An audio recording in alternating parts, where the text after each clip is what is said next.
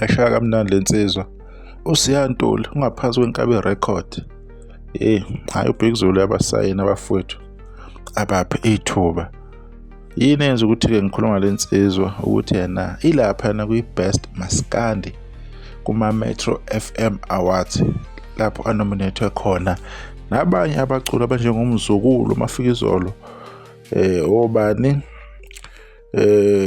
uSminoff, kanye noKhuzani. Abanye abantu abanominatiwe lapha kwi-Best Maskandi.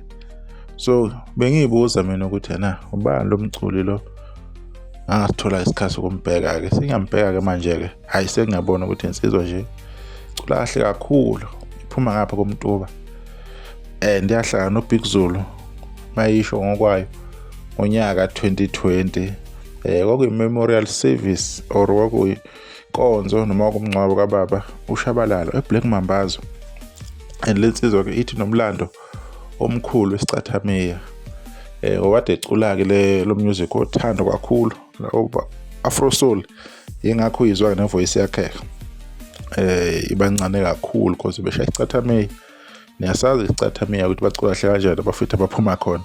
So le ngoma-ke le ekade idlala maqala ividiyo-ke yiyo-ke ingoma anominatwe ngayo because uyayizwa iwumaskandi iyihlalela. So kuwona wonke umuntu-ke obengazi, including nami ebengazi sesiyazi ngale ndoda, abanye ade beyazi-ke already, kodwa nje kwispace sikamaskandi-ke emculweni besingazi-ke ukuthi yena-ke kunomusic or ingoma eyenzile ethi Amaphiko. Ingoma imnandi kahle kakhulu laphana-ke abayijabulelayo-ke abantu-ke kuzona zonke iy'ndawo nalapha hamba khona fika iperform, ade hamba nama-interviews kuma-radio station.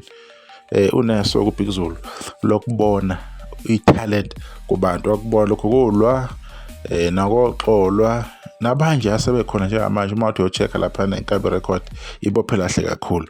Simboya kakhulu kuBig Zulu ngethalent lakhe. Bekuyilokho nje besifuna ukubheka nje ngalensizwa uSiyantuli ukuthi ubani, uqhamuka kuyiphi indawo ngoba esho ukuthi ubuya le kumtuba-ke. Bekuyilokho esifuna ukubheka-ke. Abanye abantu-ke niyabazi-ke abakhona endlini kamaskandi. uMetro FM wenza ngenye indlela-ke, ubheka into njengama-album, ubheke nje ingoma okuyiyona nto-ke abayisebenzisile-ke. Sizobona ukuthi yena kuhamba kanjani-ke ngokuhamba kwesikhathi ukuthi yena mhlawumbe bazobheka ngenye indlela, babheka nje umuntu mayicule nje umucu kamaskandi bawumukela kahle abantu bawuthanda. Hayi ufake udumo lwakhe-ke laphana ukuthi vele unezinye iy'ngoma phambilini azenzile. Nisale kahle.